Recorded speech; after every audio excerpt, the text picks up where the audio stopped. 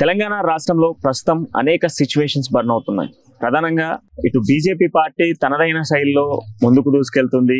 రాబోతున్నటువంటి ఎన్నికలకు సంబంధించి ఇప్పటికే కొంత యాక్షన్ ప్లాన్ సిద్ధం చేస్తుంది. సో ఈ నేపథ్యంలోనే అధికారిక బీఆర్ఎస్ పార్టీకి సంబంధించి బీఆర్ఎస్ పార్టీ కూడా కొన్ని యాక్షన్ ప్లాన్లు సిద్ధం చేస్తుంది. దాంతో పాటుగా బహిరంగ సభలను సిద్ధం చేస్తూ ఉంది.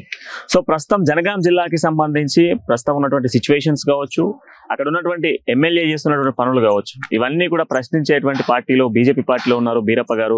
ప్రస్తుతం జనగాం జిల్లాకి సంబంధించి జనగాం జిల్లా బీజేపీ నాయకులు అని చెప్పుకోవాలి. బీరప్ప గారు ప్రస్తుతం మనతో ఉన్నారు. ఆయనతో మాట్లాడే ప్రయత్నం చేద్దాం. బీరప్ప గారు నమస్తే. నమస్కారం. చాలా రోజుల తర్వాత మిమ్మల్ని కలవడం చాలా సంతోషంగా ఉంది. సో ప్రస్తుతం జనగాం జిల్లా చూసుకుంటే మీ జిల్లాకి సంబంధించి ఎట్లుంది, అక్కడ ఉన్నటువంటి రాజకీయ పరిస్థితులు ఎలా ఉన్నాయి? ముత్తిరెడ్డి యాదగిరి రెడ్డి ఏం చేస్తుంది? జనగామలో ప్రజలందరూ ఒకటే డిసైడ్ అయ్యారండి.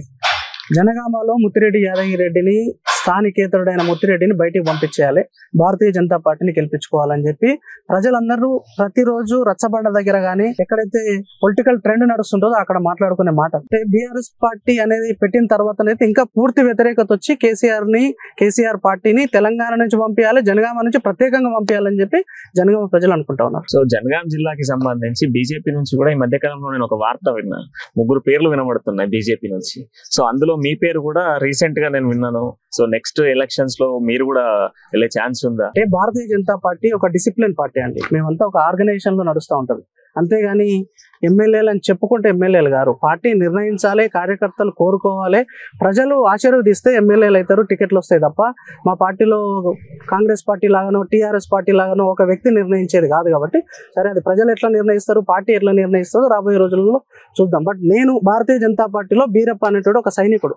అక్కడ భారతీయ జనతా పార్టీ జెండా ఎగరేయడానికి, కార్యకర్తలను కాపాడుకోవడానికి అనుక్షణం కష్టపడే ఒక సైనికుడు బేజాడి బీరప్ప. సో బీరప్ప గారి మధ్యలో సైనికుడు అన్నారు. సైనికుడిగా కూడా నిత్యం అనునిత్యం కూడా జనగాం జిల్లా ప్రజలకు కావచ్చు, నియోజకవర్గ ప్రజలకు అనునిత్యం కూడా మీరు ఎప్పుడు కూడా వెళ్ళడము, వారిని పరామర్శించడం, మాట్లాడడం, ఇలాంటి కార్యక్రమాలు కూడా ఈ మధ్యలో బాగా తీసుకెళ్తున్నారని టాక్ నడుస్తుంది. అంటే ఒక పొలిటికల్ పార్టీలో ఉన్నప్పుడు చేయాల్సిన పనులన్నీ అవేనండి. ఇప్పుడు ప్రజలకు దగ్గర ఉండాలి, సమస్యల మీద పోరాటం చేయాలి, ఎక్కడ ప్రజలు ఇబ్బంది పడుతూ ఉన్నారో వాళ్ళకి అండగా నిలబడాలి. అవన్నీ నేనైనా చేయాలి, ఇతర నాయకులు ఏం చేయాలి. చేసినప్పుడే మన పార్టీని గౌరవిస్తారు, గుర్తిస్తారు, భారతీయ జనతా పార్టీని గెలిపిస్తారు. కాబట్టి ఇప్పుడు మాకు రీసెంట్ గా ఎక్కడ మీటింగ్లు పెట్టినా కూడా మా ఆర్గనైజేషన్ లో చెప్పేది ఒకటే అండి: ప్రజలలోకి వెళ్ళండి, ఇంటింటికి వెళ్ళండి, మన పథకాలను, మన సంక్షేమ పథకాలను, నరేంద్ర మోడీ గారి కమలం పువ్వు గుర్తును తీసుకెళ్ళండి అని చెప్తా ఉన్నారు. దానికి తగ్గట్టుగానే ప్రతిరోజు నా కార్యక్రమాలు ఉంటాయి. నాతో పాటు మా కార్యకర్తలందరూ సహకరిస్తా ఉన్నారు.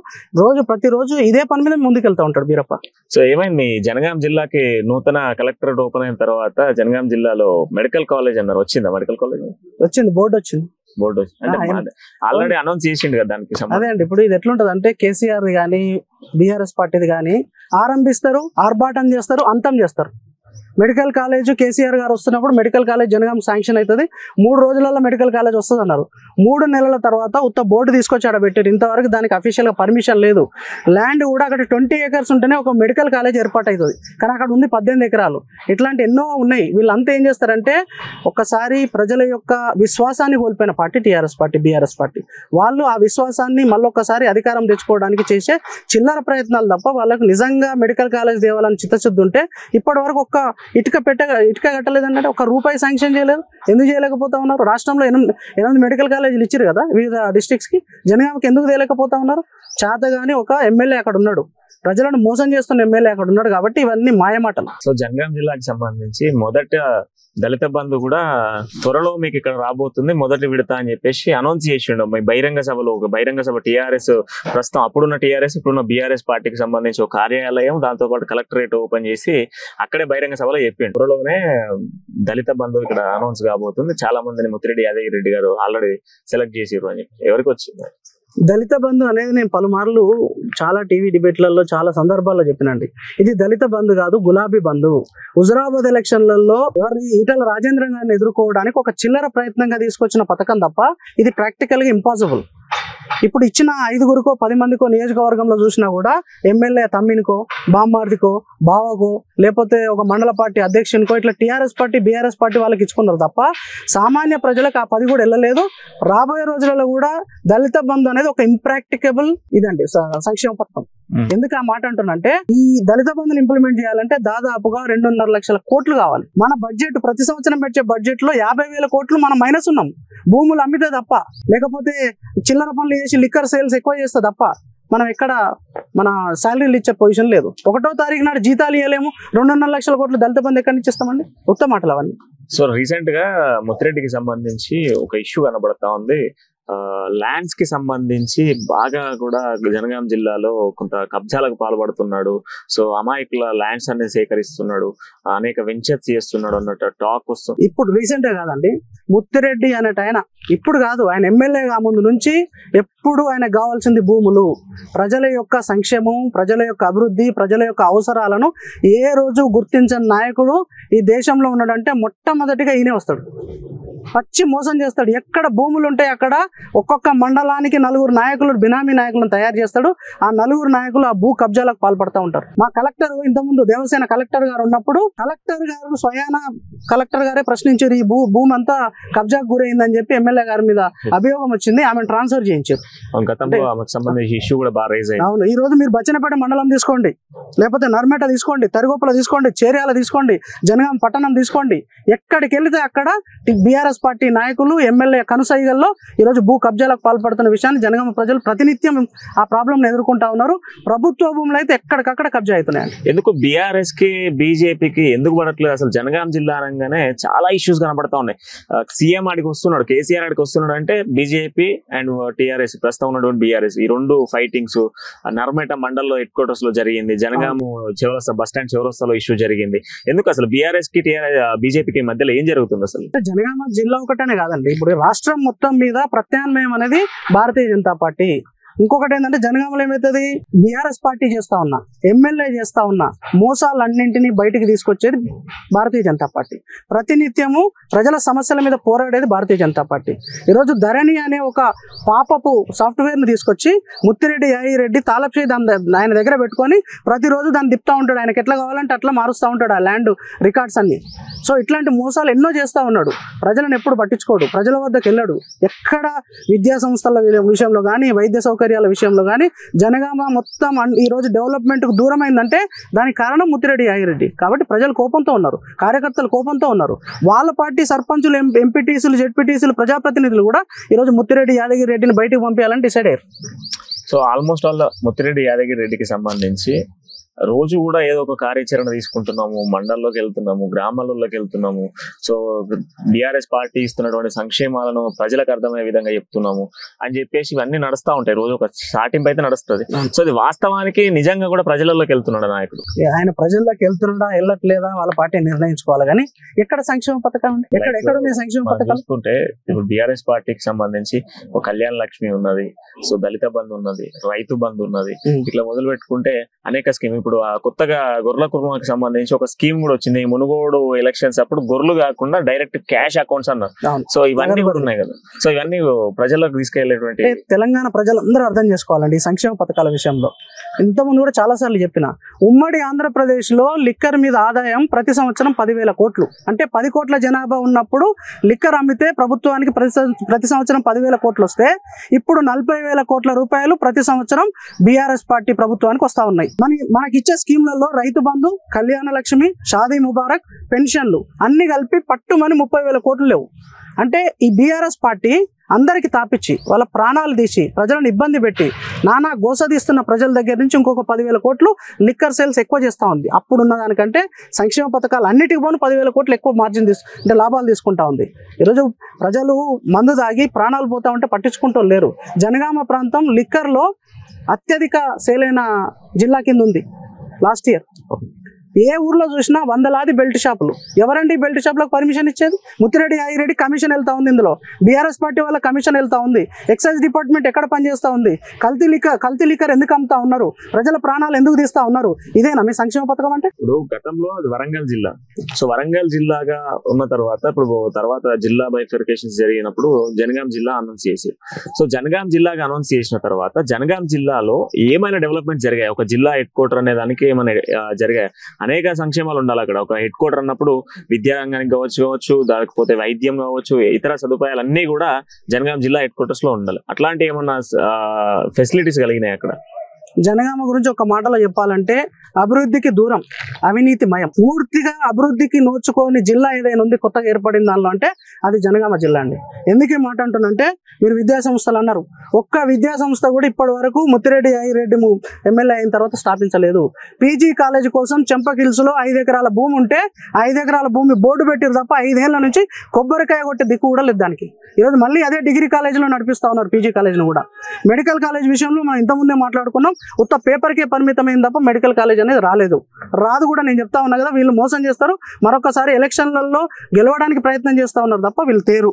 మీరు అట్లా తీసుకుంటే నర్సింగ్ కాలేజ్ ఇస్తా అన్నారు, పాలిటెక్నిక్ కాలేజ్ ఇస్తా అన్నారు, మాకు రింగ్ రోడ్ ఇస్తా అన్నారు, మా కళ్యాణంలో టెక్స్టైల్ పార్క్ తీసుకొచ్చి 100లాది పరిశ్రమలు వస్తాయి, అక్కడ ఉన్న చేనేత కార్మికులంతా అభివృద్ధి చెందుతానన్నారు. అక్కడ కొడకండ్ల మా జిల్లా కింద కొడకండ్లలో ఒకటి మినీ టెక్స్టైల్ పార్క్ పెడతా అన్నారు.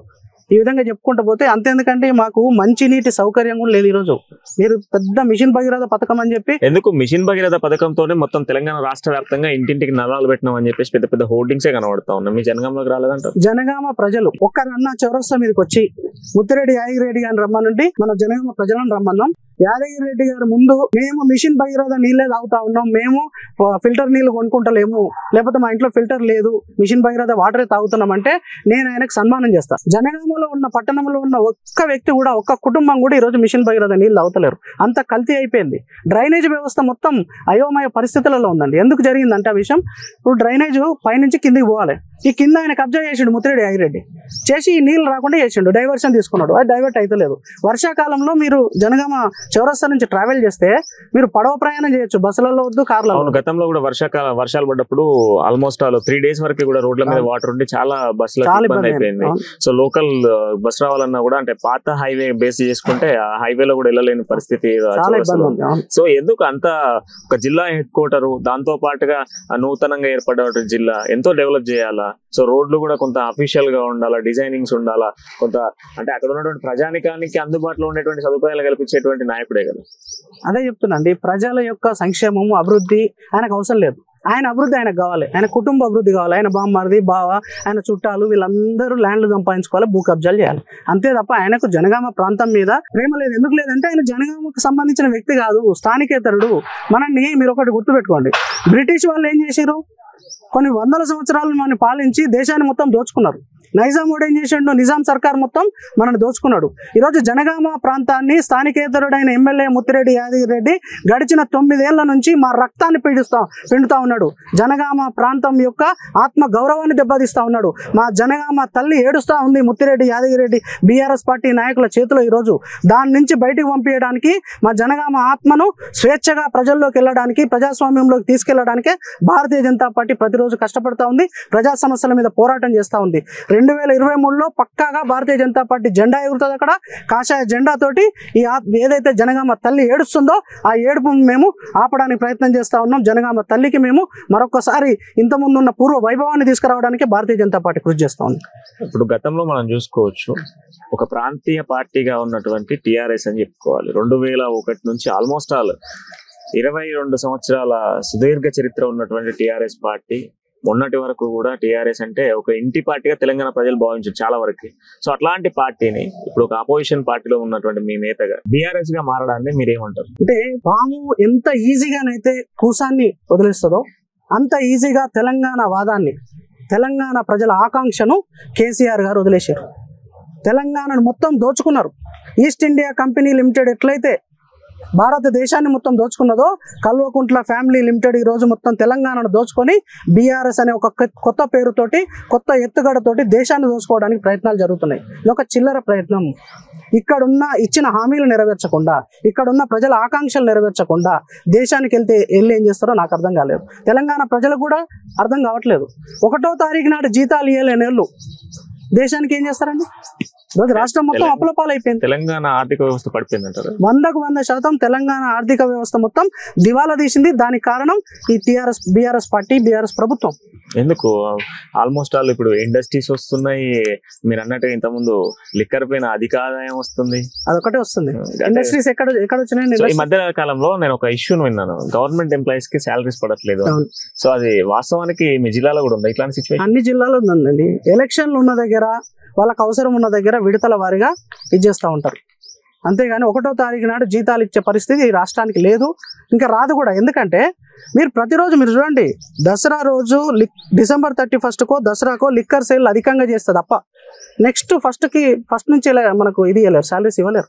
మన డిసెంబర్ 31కు రైతు బంధు ఇస్తానడా, అది ఎక్కడి నుంచి వచ్చిందండి? 250 కోట్లు ఒకటే రోజు సేల్ అయిపోయింది లిక్కర్ సేల్ చేసి, నెక్స్ట్ డే కొంతమందికి రైతు బంధు రిలీజ్ చేసిండు.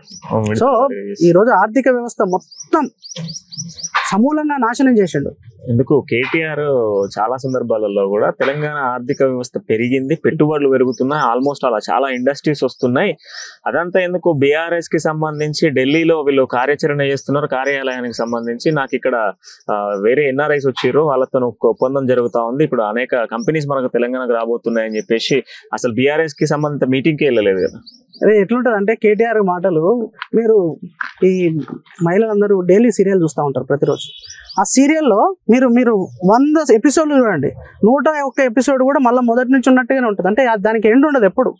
ఈయన రోజు ప్రెస్లలో వాళ్ళకి సంబంధించిన ఎన్ఆర్ఐలను పిలిపించుకుంటాడు, ప్రెస్కు ఈ ఇండస్ట్రీ పెడుతున్నామంటాడు, లేకపోతే ఇక్కడ ఇంత ఎంప్లాయ్మెంట్ డైరెక్ట్గా క్రియేట్ అయిందంటాడు, ఇండైరెక్ట్గా క్రియేట్ అయిందంటాడు. అవన్నీ ఉత్తమ మాటలు. కేటీఆర్ గారు ప్రెస్లో ఇచ్చిన అన్ని ఇండస్ట్రీలు ఇక్కడ వచ్చి ఉంటే భారతదేశంలోనే అత్యధిక ధనిక రాష్ట్రం తెలంగాణ అయ్యేది ఇప్పటికీ. అంటే ఆయన ఓన్లీ ఇంగ్లీష్ బాగొచ్చు అని చెప్పి అద్భుతంగా మాట్లాడతారు తప్ప పనులలో శూన్యం. ఆయన మాటలలో గనుడు, పనులలో శూన్యుడు. ఎందుకు ఇప్పుడు బీఆర్ఎస్ కి సంబంధించి ఎల్లుండి 18వ తారీఖు ఒకటి బహిరంగ సభ జరగబోతుంది, భారీ బహిరంగ సభ ఖమ్మం జిల్లాలో పెడుతున్నాడు. సో ఖమ్మం జిల్లాలో పెడతబోతున్న బహిరంగ సభకి ఆల్మోస్ట్ ఇతర రాష్ట్రాల నుంచి ఆల్మోస్ట్ 5 రాష్ట్రాల నుంచి విఐపీస్ వస్తున్నారు. లైక్ ఢిల్లీ, మహారాష్ట్ర, కర్ణాటక, కేరళ నుంచి కూడా నాయకులు వస్తున్నారు, మంత్రులు, ముఖ్యమంత్రులు కూడా దిగుతున్నారు. సో ఎందుకు ఒక పార్టీకి అంత బలోపేతం చేకూరుతుంది? మీరు అసలు ఏ పరిస్థితి లేదు తెలంగాణలో. అదే ఇదంతా ఏంటంటే మీరు ఇప్పుడు రేపు వచ్చే వాళ్ళ లిస్టు తీయండి, ఖమ్మంలో వచ్చే వాళ్ళ లిస్టు తీయండి. వాళ్ళంతా వాళ్ళ రాష్ట్రాలలో తిరస్కరించబడ్డ ముఖ్యమంత్రులు, మంత్రులు, ఎమ్మెల్యేలే తప్ప వాళ్ళు నిజంగా ఈరోజు అధికారం ఉన్న ఎమ్మెల్యేలు కానీ, అధికారం ఉన్న ముఖ్యమంత్రులు కానీ, అధికారంలో ఉన్న వాళ్ళు ఎవరు లేరండి. అట్లాంటి వాళ్ళనే తీసుకొస్తా ఉంటాడు. ఎవరండి? కర్ణాటక నుంచి కుమారస్వామి గారు ఎవరండి? ఆయన అక్కడ తిరస్కరించబడ్డాడు. ఫస్ట్ నువ్వు కర్ణాటక ఎలక్షన్లలో 1కి వెళ్తావా, 2కి వెళ్తావా, అసలు 0కి వెళ్తావా నీకు తెలియదు. ఈడికి వచ్చి ఏం చేస్తాడు? ఇట్లాంటి వాళ్ళు అందరినీ పట్టుకొస్తాడు. అదే లిక్కర్ స్కామ్ లో ప్రథమంగా A1 కింద ఉన్న ఉప ముఖ్యమంత్రిగా చేసిన అతను మనోజ్ సిసోడియా. ఆయన వస్తే ఏం చేస్తాడంటే ఇక్కడ కూడా లిక్కర్ స్కామ్ చేయమంటాడు. ఇప్పుడు లిక్కర్ స్కామ్ లో ఉన్న వాళ్ళందరూ ఒక దగ్గరికి అవుతారు. ఎందుకంటే భారతీయ జనతా పార్టీని ఎదుర్కోవాలి, లేకపోతే ఆ కేసు నుంచి ఎట్లా బయటపడాలి, మేము ఏదో బెదిరియాలి, అందరినీ ఆఫీసర్లను బెదిరియాలి, రాజ్యాంగాన్ని బెదిరియాలి, కోర్టులను బెదిరియాలి. ఇదే వీళ్ళ ప్రయత్నం, చిల్లర ప్రయత్నం. భారీ బహిరంగ సభ ద్వారా 18న అంటే ఎల్లుండి జనవరి 18న భారీ బహిరంగ సభ ద్వారా మొత్తం దేశ ప్రజలందరికీ కూడా బీఆర్ఎస్ తెలంగాణ రాష్ట్రంలో ఇచ్చినటువంటి పథకాలన్నింటినీ కూడా ప్రధానంగా రైతులకు సంబంధించిన ఇష్యూని తీసుకొనే ఈ రోజు ఖమ్మంలో మీటింగ్ పెడుతున్నాడు. సో దాంతోనే దేశవ్యాప్తంగా ఆదరణ లభిస్తుందని చెప్తున్నాడు. దీనికి ఒకటే సమాధానం అండి. కేసీఆర్ గారు బీఆర్ఎస్ పార్టీ ఓపెన్ చేసిన రోజు ఆప్కీ బార్ కిసాన్ సర్కార్ అని చెప్పి హెడ్లైన్స్ వేయించుకున్నాడు. ఆప్కీ బార్ కిసాన్ సర్కార్ అంటే ఏంటంటే, అంటే రైతు బంధు పేరుతోటి రైతులకు రావాల్సిన ఇన్పుట్ సబ్సిడీలన్నీ పక్కన పెట్టి రైతు బంధు పేరుతోటి కోటీశ్వర్లను ఇంకా కోటీశ్వర్లు చేయడం, చెట్టుకు పుట్టకు లేకపోతే రియల్ ఎస్టేట్ వ్యాపారం చేస్తున్న వాళ్ళందరికీ రైతు బంధుని ఇవ్వడం, కౌలు రైతులకు ₹1 రాకపోవడం, పంటకు కనీసం మద్దతు ధర బోనస్ ₹250, ₹300 వేరే రాష్ట్రాలు డిక్లేర్ చేస్తూ ఉంటే ఒక్కరోజు కూడా నువ్వు బోనస్ ధర ఇవ్వకపోవడం, ఈరోజు రుణమాఫీ చేయకపోవడం వల్ల బ్యాంకులలో కొత్త రుణాలు రాక, లేకపోతే మద్దతు ధర వచ్చిన పైసలన్నీ పంట పైసలన్నీ అందులోకి దాన్ని లాక్ చేయడం వల్ల వాళ్ళకు ఆ పంట నుంచి వచ్చిన పైసలు కూడా తీసుకోవడానికి అవకాశం లేకపోవడం ఆప్కా బార్ కిసాన్ సర్కార్ అంటే. లేకపోతే ఒడ్ల కుప్పల మీద ప్రాణాలు పోతూ ఉంటే, ఊపిరి పోతూ ఉంటే పట్టించుకొని ప్రభుత్వం అండి ఆప్కా బార్ కిసాన్ సర్కార్ అంటే. దేశం మొత్తం మీద బీజేపీ ఉన్న ప్రాంతాల్లో, ఇతర పార్టీలు ఉన్న ప్రాంతాల్లో కూడా ఈరోజు పంట నష్టం బీమా అమలవుతా ఉంది. ఇక్కడ పంట నష్టం జరిగితే ఒక్క పైసా కూడా పంట నష్టం కింద రాదు. అదే ఆప్కీ బార్ కిసాన్ సర్కార్ అంటే. ఎందుకు రీసెంట్ గా ఆయన చెప్తున్నాడు, ప్రతి బహిరంగ సభ కావచ్చు, ఏ మీటింగ్స్ మాట్లాడినా, ఇంక్లూడింగ్ ఏ ప్రెస్ మీట్ పెట్టినప్పటికీ కూడా బీజేపీని ఫోకస్ చేస్తూ మాట్లాడడం ఒక మాట. అండ్ మోరోవర్ దాంట్లో మెన్షన్ చేసేటువంటి మాట ఏంటి, రైతులకు మోసం చేస్తుంది కేంద్ర ప్రభుత్వం బీజేపీ. అండ్ మోరోవర్ మోటార్లకు మీటర్లు పెడతాం అనేది ఒక కాన్సెప్ట్ ఉంటుంది. ఈ కాన్సెప్ట్ ఏ బహిరంగ సభలైనా వస్తుంది. సో నిజంగానే బీజేపీ పార్టీ రైతులకు అన్యాయం చేస్తుందా? ఇప్పుడు మీరు ఒక్కసారి కేంద్ర ప్రభుత్వం భారతీయ జనతా పార్టీ రైతులకు ఏం చేసిందో ఒక నిమిషం చూద్దామండి. ఇప్పుడు పిఎం కిసాన్ యోజన కింద పేదవానికి 6,000 రూపాయలు ప్రతి సంవత్సరం ఇస్తున్నది నరేంద్ర మోడీ గారి ప్రభుత్వం. సమానత్వంతో ఇస్తున్నాడు. ఉన్నోనికి 1,00,000 రూపాయలు ఇవ్వట్లే, లేనోనికి 0 ఇవ్వట్లే, అందరికి 6,000 రూపాయలు ఇస్తా ఉన్నాడు. ఆ తర్వాత ఎరువుల సబ్సిడీ కింద ఇప్పటి వరకు 8 ఏళ్లలో 10 లక్షల కోట్ల రూపాయలను ఎరువుల సబ్సిడీ కింద ఇచ్చింది ఎవరండి? కేంద్ర ప్రభుత్వం, నరేంద్ర మోడీ గారి ప్రభుత్వం. ఈరోజు డిఏపి మీకు ఎంత వస్తుంది? 250 రూపాయలకు వస్తూ ఉంది. దాని ధర ఎంత? 2,500. పొటాషియం 3,750 ఉంటే మనకు వచ్చేది 1,600 రూపాయలు. ఎరువులు మొత్తం ఎరువుల ధరలో 10 లక్షల కోట్ల రూపాయలతో సబ్సిడీ ఇస్తూ ఉన్నాడు. తర్వాత పంట పండిన తర్వాత మద్దతు ఏం చేస్తున్నాడు? మద్దతు ధర ఇచ్చేది కేంద్రం, ప్రతి గింజ కొనేది కేంద్ర ప్రభుత్వం. ఈరోజు మద్దతు ధరను 2 రెట్లు పెంచింది. 1,400 ఉన్న మద్దతు ధర 2014లో ఈరోజు 2020కి వచ్చే వరకు, 22కి వచ్చే వరకు అది 2,060 అయింది. మొత్తం కేంద్ర ప్రభుత్వం ద్వారానే ఈరోజు రైతులు ఆదుకోబడతా ఉన్నారు. రైతులకు పెన్షన్ ఇచ్చే స్కీమ్ను కూడా నరేంద్ర మోడీ గారి ప్రభుత్వం తీసుకొచ్చింది. కేసీఆర్ గారు రైతులకు చేస్తున్న శూన్యం. నిజమైన రైతు బాంధవుడు ఎవరే అంటే నరేంద్ర మోడీ గారు. అంటే ఇప్పుడు మీరు నిజమైన రైతు బాంధవుడు నరేంద్ర మోదీ అంటున్నారు. సో కేసీఆర్ మెన్షన్ చేస్తూ కేటీఆర్ అయినా కేసీఆర్ అయినా ప్రతి సందర్భంలో మాట్లాడే ఒకే మాట, తెలంగాణలో ఏ విధంగా మేము సంక్షేమాలు ఇస్తున్నాము రైతులకు, కేంద్రం ఎందుకు అమలు చేయలేకపోతుంది? దానికి ఒకటే సమాధానం అండి. గుజరాత్లో లిక్కర్ ద్వారా ఆదాయం శూన్యం వస్తుంది. ఎప్పుడు గుజరాత్ని కంపేర్ చేస్తారు కదా వీళ్ళు. గుజరాత్ రాష్ట్రానికి లిక్కర్ ద్వారా శూన్యం ఆదాయం ప్రభుత్వానికి వచ్చేది. ఇక్కడ ఉన్న రాష్ట్ర ప్రభుత్వానికి వచ్చేది 40,000 కోట్లు. ఒకవేళ గుజరాత్ కూడా లిక్కరు నమ్మితే అక్కడ ప్రజల ప్రాణాలు పోతాయి కాబట్టి వాళ్ళు అమ్మట్లే, ప్రజలు ఇబ్బంది పడతారు, యువత బానిస అవుతున్నారు, అవకాశాలను మిస్ అవుతున్నారు కాబట్టి అక్కడ లిక్కర్ను బ్యాన్ చేసినాం. మరి 40,000 కోట్ల ప్లేస్లో మాకు అక్కడ 60,000 కోట్లు వచ్చేది కదా. ఆ 60,000 కోట్లు వస్తే ఎంత పెన్షన్ ఇవ్వగలుగుతాం? ఎన్ని సంక్షేమ పథకాలు అమలు చేయగలుగుతాం? ఒక సైడ్ నువ్వు ప్రజల ప్రాణాలను తీసుకుంటూ టీఆర్ఎస్ పార్టీ, బీఆర్ఎస్ పార్టీ ఇంకో సైడ్ సంక్షేమ పథకం అమలు చేస్తే అదే నా ప్రజలకు కావాల్సింది? ఇదే నువ్వు దేశానికి ఇవ్వబోతా ఉన్నది? ఒక ఆడపడుచు పెళ్ళి అయితే 1,00,000 రూపాయలు కళ్యాణ లక్ష్మి కింద నువ్వు ఇది ఇస్తే పెళ్ళైన సంవత్సరానికి, అదే ఆడపడుచు ఈరోజు పుస్తకాలు దిగడానికి 40,000 కోట్ల ప్రజాధనాన్ని నువ్వు పీడిస్తా ఉన్నావు, తీసుకుంటా ఉన్నావు, రక్తం పీడిస్తున్నావు, రక్తం పిండుకుంటున్నావు నువ్వు. ఈరోజు మా బచ్చనపేట మండలంలో ఎన్ని బెల్ట్ షాపులు ఉన్నాయండి? జనగాం నియోజకవర్గం కింద, జిల్లా కింద ఎన్ని బెల్ట్ షాపులు ఉన్నాయి? అంటే లిక్కర్ ద్వారా ప్రజల ప్రాణాలు తీసి అమలు చేసే సంక్షేమ పథకాలు భారతీయ జనతా పార్టీ చేయదు. ఏదైతే ప్రజల యొక్క ప్రాణాలు కాపాడి, ప్రజల యొక్క నిజమైన అభివృద్ధి ద్వారా వచ్చే డబ్బులతోటి మాత్రమే ఆ సంక్షేమ పథకాలు అమలు చేస్తుంది. దీనికి సమాధానం చెప్పమనండి. జనగాం జిల్లాకి సంబంధించి ఆల్మోస్ట్ విప్లవకారులు ఎక్కువ ఉన్నటువంటి ప్రాంతం. చాలా అనేక ఉద్యమాలలో కూడా తొలిదశ, మలిదశ లాంటి ఉద్యమాల్లో కావచ్చు, అంతకు ముందు చేసినటువంటి ఉద్యమాల్లో కూడా జనగాం జిల్లాకి ఒక మంచి గుర్తింపు ఉంది. సో మంచి విప్లవకారులు అక్కడ ఉంది. లైక్ సిపిఎం, సిపిఐ లాంటి పార్టీ కూడా ఒక మంచి ఊపు ఊపినటువంటి ప్రాంతం అది. అట్లాంటి పార్టీతోని ప్రస్తుతం ఉన్నటువంటి బీఆర్ఎస్ పొత్తు పెట్టుకుని వెళ్తా ఉంది. దీన్ని ఏ విధంగా వెళ్ళొచ్చు అంటే ఒకరోజు దబుడికం పార్టీ, లేకపోతే గుండు సూది పార్టీ, ఇవన్నీ చెప్పింది కేసీఆర్ గారే. కేసీఆర్ గారు ఏం చేస్తారంటే ఆయనకు ఒక సిద్ధాంతం ఉండదు, ఆయనకు ఒక ప్రిన్సిపల్ ఉండదు, డెమోక్రసీ ఉండదు. ఆయన అవసరం కోసం ఎవరితోనైనా పొత్తు పెట్టుకుంటాడు. ఇప్పుడు ఆంధ్రప్రదేశ్ పోవట్లేదండి, ఎట్లా పోతాడు ఆంధ్రప్రదేశ్కి? ఆంధ్రప్రదేశ్ ప్రజలను ఏమన్నాడు ఆ రోజు? ఆంధ్రకాయ సోరకాయ అన్నాడు. లంకలో ఉన్న వాళ్ళందరూ రాక్షసులు అన్నాడు. ఆంధ్రప్రదేశ్లో ఉన్న వాళ్ళందరూ దొంగలు లంగలు అన్నాడు. మరి అవన్నీ మాటలు ఎటుపోయినాయండి? ఆ రోజు ప్రజల యొక్క ఎమోషన్స్తో ఆడుకొని ఆ రోజు వాళ్ళని తిట్టి ఇక్కడ పూట గడుపుకోవాలనుకున్నాడు. ఈ రోజు మళ్ళీ వాళ్ళని మెచ్చుకోనో లేకపోతే అక్కడికి వెళ్ళి వాళ్ళకు మాయమాటలు చెప్పి ఈరోజు బీఆర్ఎస్ పార్టీ పూట గడుపుకోవాలనుకుంటుంది. ప్రజలందరూ గమనిస్తూ ఉన్నారండి. మనం ఒక్కసారి చూస్తే ప్రజాక్షేత్రంలో పూర్తిగా విశ్వాసం కోల్పోయిన పార్టీ బీఆర్ఎస్ పార్టీ. ఆ విశ్వాసం కోల్పోయిన తర్వాత మరొకసారి అధికారం రావడానికి ప్రతిరోజు ఒక చిల్లర ప్రయత్నం కేసీఆర్ గారు చేస్తూ ఉంటారు, బీఆర్ఎస్ పార్టీ నాయకులు చేస్తూ ఉంటారు. మా ముత్తిరెడ్డి యాదగిరెడ్డి ప్రతి గ్రామంలో పోయి ప్రతిరోజు నిత్యం అబద్ధాలు ప్రచారం చేస్తూ ఉన్నాడు. 2 లక్షల కోట్లు చెమట, మా ఆడపడుచుల చెమట తీసుకుందంట కేంద్ర ప్రభుత్వం. ముత్తిరెడ్డి యాదగిరెడ్డి మీరు సమాధానం చెప్పండి. తమ్మడపల్లి గ్రామానికి సంబంధించిన వ్యక్తిని నేను, పౌరుని నేను ప్రతి సంవత్సరం రాష్ట్ర ప్రభుత్వానికి కార్లు కొన్నా, భూములు కొన్నా, లేకపోతే ఇతరత్ర రిజిస్ట్రేషన్ల రూపంలో దాదాపుగా మా ఇంట్లో నుంచి జీఎస్టీ రూపంలో రాష్ట్ర ప్రభుత్వానికి 20 లక్షల రూపాయలు పే చేస్తున్నా. కావాలంటే నేను లెక్కలతో సమాధానం నీ ఇంటికి వచ్చి చెప్తా, జనగామ చౌరస్తా అంబేద్కర్ స్టాచ్యూ దగ్గర చెప్తా. నా 20 లక్షల రూపాయలను నా ఇంటి ముందర డెవలప్ చేయి. నీ ఫెడరలిజం, నీ కేటీఆర్ ఫెడరలిజం ఇదే అయితే దాన్ని డెవలప్ చేసి చూపించు. మరి నేను కట్టిన 20 లక్షల రూపాయలు ప్రతి సంవత్సరం నా ఇంటి ముందర డెవలప్ కాకపోతే తెలంగాణ పౌరులు కట్టిన మొత్తం పన్నులు తెలంగాణకే రావట్లేదని ఎట్లా చెప్తారు? దేశాన్ని ఎవరు కాపాడతారు?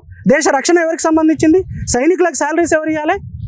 లేకపోతే ఇంతకుముందు చెప్పిన 10 లక్షల కోట్ల రూపాయలు రైతులకు ఎవరు ఇస్తా ఉన్నారు? సబ్సిడీల రూపంలో, ఇతరత్ర కార్యక్రమాల రూపంలో. ఈరోజు మౌలిక సదుపాయాలు ఎవరు చేస్తూ ఉన్నారు? రోడ్లు ఎవరు నిర్మాణం చేస్తూ ఉన్నారు?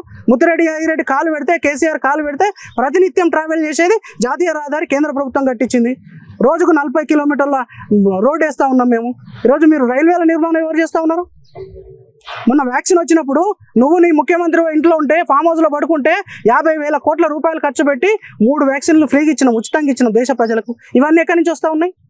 కేంద్ర ప్రభుత్వం ప్రతి సంవత్సరం 40 లక్షల కోట్ల రూపాయలు ఖర్చు పెడతా ఉంది. నువ్వు పెట్టేది 2 లక్షల కోట్లు.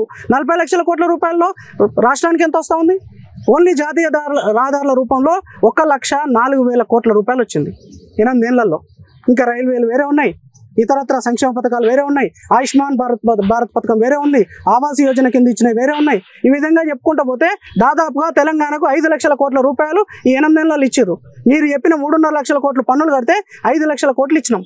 ఏం మాట్లాడతారు మీరు? నోటికి ఏదొస్తే అది మాట్లాడి ప్రజలను పిచ్చోళ్ళని చేసి ప్రజలను అమాయకులు అనుకుంటారా? నీకు దమ్ముంటే జనగామ చౌరస్తాకు మాట్లాడదాం, లెక్కలని తీసుకొని వస్తా నేను. ఎక్కడికో మా బండి సంజయ్ అవసరం లేదు మీకు, మా ఈటల రాజేంద్ర గారు అవసరం లేదు, మా రాష్ట్ర అధ్యక్షులు ఎవరు అవసరం లేదు మీకు. బేజాడు బీరప్ప సమాధానం చెప్తాడు. నీకు దమ్ము ఉంటే, ధైర్యం ఉంటే డేట్ నువ్వు ఫిక్స్ చేయి, స్థలం నువ్వు ఫిక్స్ చేయి, నేను వస్తా సమాధానం తీసుకొని. ఒకవేళ నువ్వు చెప్పింది కరెక్ట్ అని చెప్పి ప్రజలు నమ్మితే నేను అక్కడి నుంచి నీకు ఒక్క రోజు కూడా కౌంటర్ ఇయ్యా. వీరప్ప గారు, ఇప్పుడు ఆల్మోస్ట్ ఇది 9th ఇయర్ అని చెప్పుకోవాలి తెలంగాణ వచ్చి. సో ఈ 9 years నుంచి మీ ఎమ్మెల్యే ఒక్కతనే. సో అట్లాంటి మీ ఎమ్మెల్యే 9 సంవత్సరాల నుంచి అక్కడ ఉన్నాడు. ఇంతవరకు జనగాం జిల్లాకి సంబంధించి ఎలాంటి డెవలప్మెంట్ జరగలేదా? పాత జిల్లాకి అంటే పాత ప్రాంతానికి కొత్త జిల్లాకి జీరో, శూన్యం. కేసీఆర్ గారు ఏమన్నా ఇస్తే తీసుకొచ్చి ఇక్కడ పబ్లిసిటీ చేసుకుంటాడు. అదే మీరు చెప్పే పథకాలు ఉన్నాయి కదా, మా రక్తం తాగి ప్రజల ప్రాణాలు తీసి, యువతను మోసం చేసి, యువతను బానిసం చేసి, ఆ వచ్చిన పైసలు తీసుకొచ్చి ఏదో ఒక సంక్షేమ పథకం రూపంలో అక్కడ చేస్తాడు తప్ప ఈయన ప్రత్యేకంగా తీసుకొచ్చింది ఏం లేదు. ఈయనకు కావాల్సింది ఆయన భూములు. మా జనగామ ప్రజలు కడుతున్న పన్నులన్నీ ఈరోజు సిద్దిపేటకి వెళ్తూ ఉన్నాయి, సిరిసిల్లకి వెళ్తూ ఉన్నాయి, గజ్వేల్కి వెళ్తూ ఉన్నాయి. ఎందుకంటే చేతగాని ఎమ్మెల్యే మా దగ్గర ఉన్నాడు కాబట్టి. ఒక ఎగ్జాంపుల్ చెప్తాను మీకు. జ్యోతిబాయి పూలే కళాశాల జనగామ జిల్లాకు వచ్చింది. ఈయనకు అవసరం లేదు, విద్యాలయాలు అవసరం లేదు, విద్యా వ్యవస్థ మా పిల్లలు చదువుకోవాల్సిన అవసరం లేదు. దాన్ని తీసుకుపోయి ఈరోజు మహబూబాబాద్ డిస్ట్రిక్ట్ తీసుకెళ్ళారు. ఈరోజు కలెక్టర్ ఆఫీస్లో పనిచేస్తున్న ఎంప్లాయీస్ ఎవరండి? కలెక్టర్ ఆఫీస్లో పనిచేస్తున్న కాంట్రాక్టర్లు ఎవరండి? మా జనగామ ప్రజలు ఎవరు పనిచేయరు. మా జనగామ బిజినెస్కు సంబంధించిన వాళ్ళు ఎవరు ఉండరు. అలా మొత్తం ఎంప్లాయ్మెంట్ ఈయన 20,000 దగ్గర తీసుకొచ్చి పెడతాడు, వేరే నియోజకవర్గాలకు సంబంధించిన వాళ్ళందరినీ. ఈ విధంగా జనగామ మొత్తం వెనుకబడుతుందంటే స్థానికేతరుడైన ముత్తిరెడ్డి యాదగిరెడ్డి జనగామకు ఒక శాపంలాగా తయారైందండి. ఆయనకు ప్రేమ లేదు. జనగామ ప్రజలు, అందుకే మీరు మొదట అడిగిన ప్రశ్న, జనగామ ప్రజలు ఏం కోరుకుంటారండి? జనగామలో పుట్టి, జనగామ గాలి పిలిచి, జనగామ మట్టిలో పెరిగి, జనగామలో చదువుకొని, జనగామ మట్టిలో కలిసిపోయే ఒక వ్యక్తి కోసం జనగామ ప్రజలు చూస్తూ ఉన్నారు. స్థానికుడైతేనే మన మీద ప్రేమ ఉంటుంది. అబ్బాయి ఇక్కడ పుట్టిర్రు, ఈ చెట్టును చూసినా, భూమిని చూసినా, ఇవన్నిటిని చూసి పెరిగిన నేను చదువుకున్న పాఠశాల, ఇది నేను నడిచిన రోడ్డు, ఇది నేను ఉన్న ఇల్లు, రేపు నేను పోతే కూడా ఈ బాయికాడ పెడతారని చెప్పి ఎంతోమంది ఈరోజు జనగామ గురించి ఆలోచించడం ఉన్నారు. వాళ్ళకి టికెట్ వస్తే స్థానికుడు అక్కడ ఎమ్మెల్యే అయితే మంచిదని చెప్పి జనగామ ప్రజలు కోరుకుంటా ఉన్నారు. జనగాం జిల్లాకి సంబంధించి 2014 ముందు నుంచే కూడా, అంటే తెలంగాణ రాకముందు నుంచి కూడా మాకు ఒక మంచి డిగ్రీ కాలేజ్ కావాలి, ఒక మంచి పీజీ కాలేజ్ కావాలని చెప్పేసి జనగాం పిల్లలు చాలా ఇష్యూ చేసేది. సో ఆఫ్టర్ దట్ తెలంగాణ వచ్చిన తర్వాత కూడా మేము ఇక్కడ నుంచి దాదాపు 50-60 కిలోమీటర్లు పోయి చదువుకోవాల్సి వస్తుంది, మాకు విద్యా వ్యవస్థను కొంత అభివృద్ధి చేయండి అని చెప్పేసి గతంలో ఇష్యూను రేజ్ చేసారు. సో అట్లాంటి సిచ్యువేషన్స్ ఉన్నటువంటి జనగాంకి సంబంధించి ప్రస్తుతం ఏమైనా మార్పులు చేర్పులు జరిగాయి? అంటే జనగామ డిగ్రీ కాలేజ్ 40 ఏళ్ళ చరిత్ర కలిగిన కాలేజ్. 40 ఏళ్ళ చరిత్ర కలిగిన జనగామ డిగ్రీ కాలేజీలో ఒక కొత్త బల్ల కూడా వేయలేదు, ఒక టేబుల్ కూడా వేయలేదు Muthireddy Yagireddy. Forget about building. అట్లా జనగామలో విద్యా వ్యవస్థ మొత్తం సమూలంగా నాశనం చేసింది ముత్తిరెడ్డి యాగిరెడ్డి బీఆర్ఎస్ పార్టీ. సో అంత పెద్ద గొప్ప చరిత్ర డిగ్రీ కాలేజ్, అందులో ఒక కొత్త బల్ల వేయలే. దాంతో పాటు ఉద్యమాలలో కూడా డిగ్రీ కాలేజ్ నుంచి చాలా మంది స్టూడెంట్స్ ఇష్యూ, విద్యార్థి పరిషత్ ఉద్యమాలలో degree college, AB degree college చాలా పేరుంది. సో ఇప్పుడున్నటువంటి సిచ్యువేషన్స్ ని, ఇప్పుడున్నటువంటి రాజకీయ పరిస్థితులను మీరు చూస్తున్నారు, నేరుగా కూడా చూస్తున్నారు, మీరు రాజకీయాల్లో. తెలంగాణ ప్రజలు ఇప్పుడున్నటువంటి బీఆర్ఎస్ పార్టీని ఆహ్వానించేటువంటి ఛాన్స్ ఉందా? 100% లేదండి. బీఆర్ఎస్ పార్టీ మీద పూర్తిగా విశ్వాసం కోల్పోయింది.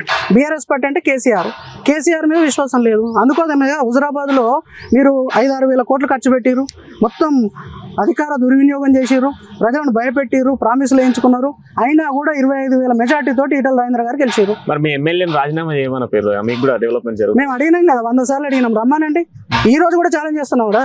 నిజంగా బీఆర్ఎస్ పార్టీ కనుక విశ్వాసం ఉంది ప్రజల్లో, ఇంకా మాకు ప్రజలు మా సైడ్ ఉన్నారు అనుకుంటే ముత్తిరెడ్డి యాగిరెడ్డి రాజీనామా చేయమనండి, రేపు రాజీనామా చేయమనండి, ఎలక్షన్లకు వెళ్దాం.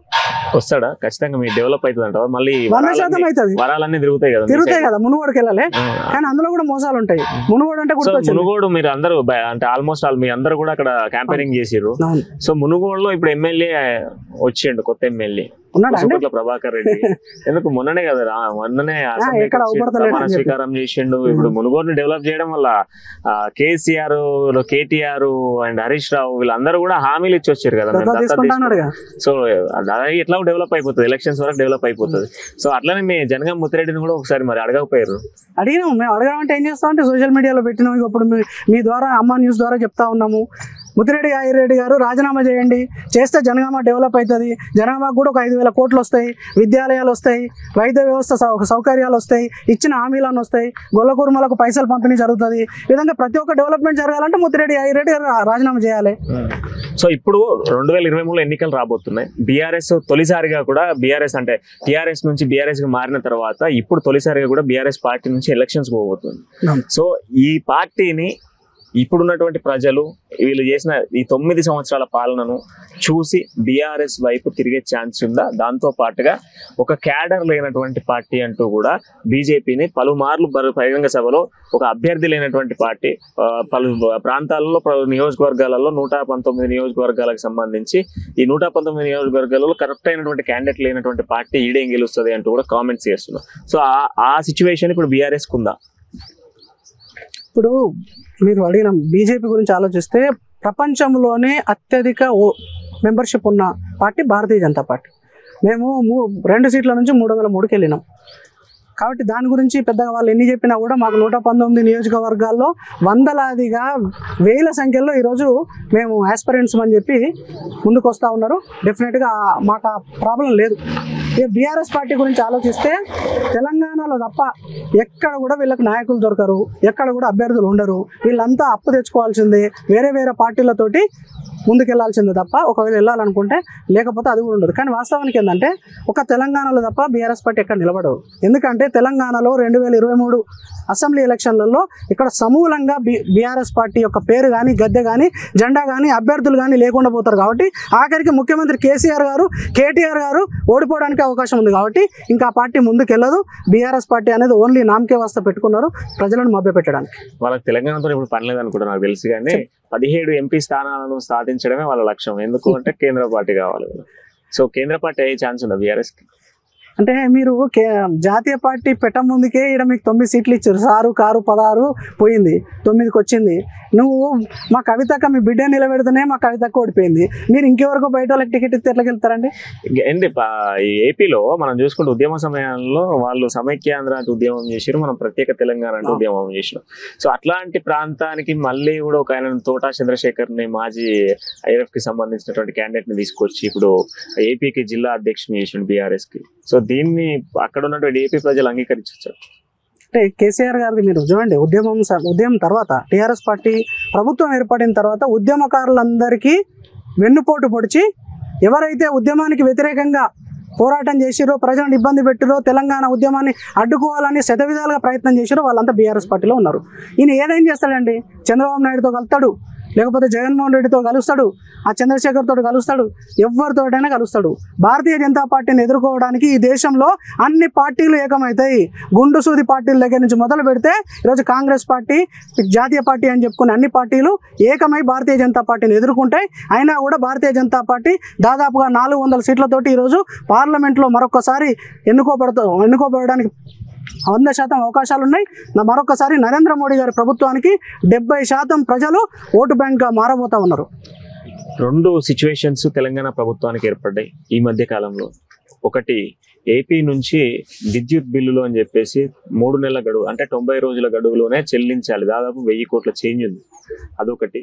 అండ్ మొన్న ఒక ప్రాజెక్టుకి సంబంధించి వీళ్ళు ఎక్కడో ప్రాజెక్ట్ ఓపెన్ చేస్తే ఆ ప్రాజెక్టుకి సంబంధించి కూడా దాంట్లో కూడా అక్కడ పర్మిషన్స్ లేకుండా ఓపెన్ చేసిరు, దానికి 700 కోట్ల పెనాల్టీ వేసారు. సో ఈ 2 పెనాల్టీని ఎట్లా చూడొచ్చు?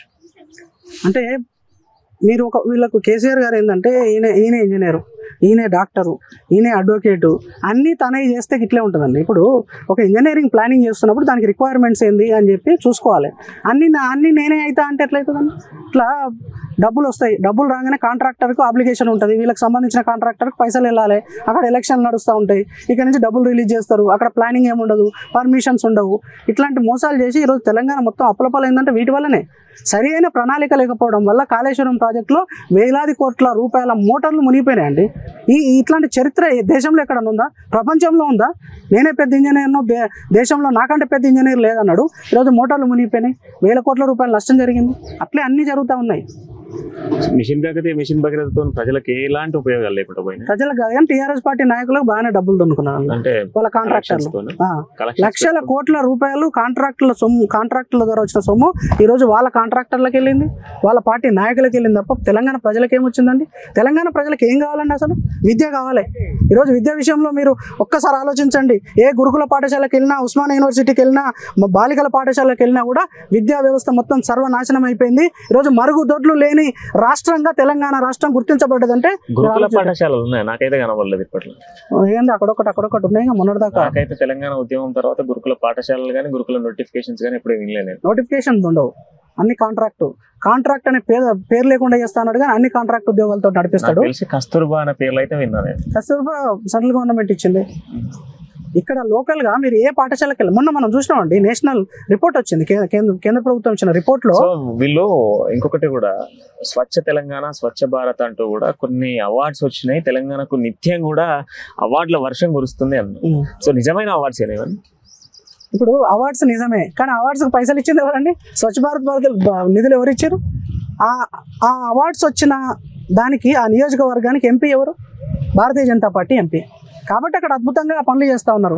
అదే మీ ఎంపీఓ మీ ఎమ్మెల్యే ఉన్న దగ్గరనైతే మొత్తం స్వాహా. స్వచ్ఛ భారత్ నిధులన్నీ తిన్నారు కదండి. ఈరోజు కేంద్ర ప్రభుత్వం ఇస్తున్న పైసలన్నీ డైవర్ట్ చేసారు.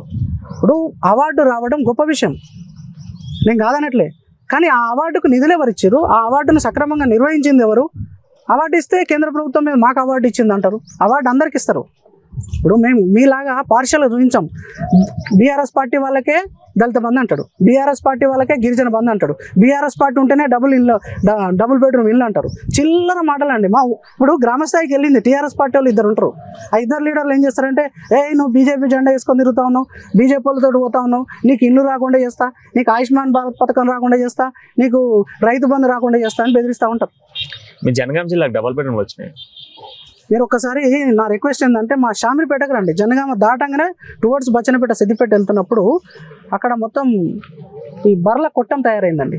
ఇంతకంటే ఇంకొక 25% తక్కువ కన్స్ట్రక్షన్ అయ్యి పైన స్లాబ్ వేసారు, పిల్లర్లు పోసారు, అంతే. అది మొత్తం బర్రెలు కట్టేస్తారు, గొర్రెలు కట్టేస్తారు. దీనికంటే వ్యవసాయ భూమి కంటే అధ్వానం అయిపోయింది. కేంద్ర ప్రభుత్వం ఇచ్చిన పైసలేమో ముందు వాడుకొని స్లాబ్లు వేసిండు. రాష్ట్ర ప్రభుత్వం వాటా రాకపోవడం వల్ల ఆ డబుల్ బెడ్రూమ్ ఇల్లు మొత్తం అట్లే అయిపోయినాయి. రాష్ట్రం మొత్తం అదే పరిస్థితి. ఈరోజు మా బచ్చనపేట మండలంలోని నాగిరెడ్డిపల్లి విలేజ్లో 4 ఏళ్ల కింద డబుల్ బెడ్రూమ్ ఇల్లులు 70% కంప్లీట్ అయినాయి, కానీ అరువులకు ఇవ్వట్లేదు. దానికి రైతు సమన్వయ కమిటీ ఒక అతను ఉంటాడు, రమణారెడ్డి అని, ఆయనే ఉంటాడు, జిల్లా రైతు సమన్వయ కమిటీ. వాళ్ళు ఉన్న డబుల్ బెడ్రూమ్ ఇల్లు కంప్లీట్ చేసి ప్రజలకు ఇచ్చే సోయి లేదు. ఆయన జిల్లాకి ఏం చేస్తాడండి? ఇట్లా టీఆర్ఎస్ పార్టీ నాయకులు అన్ని అబద్ధాలు. సో ఫైనల్ గా వీరప్ప గారు, నేను కొందరు పేర్లు చెప్తా, నాకు 1 word ఆన్సర్ కావాలి. వాళ్ళు ఏంది, ప్రస్తుతం ఏందని. ఓకే.